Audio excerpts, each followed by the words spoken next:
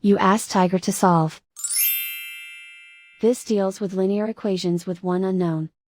The final result is x equals -1/2. Let's solve it step by step. Simplify the expression. Expand the parentheses.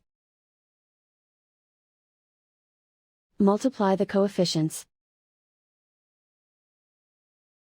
Simplify the arithmetic. Group all constants on the right side of the equation. Subtract 15 from both sides.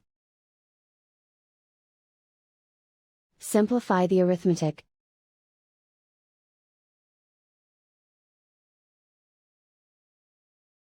Isolate the x.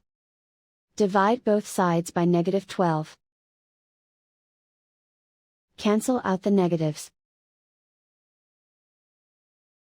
Simplify the fraction. Move the negative sign from the denominator to the numerator. Find the greatest common factor of the numerator and denominator. Factor out and cancel the greatest common factor. And so the final result is x equals -1/2.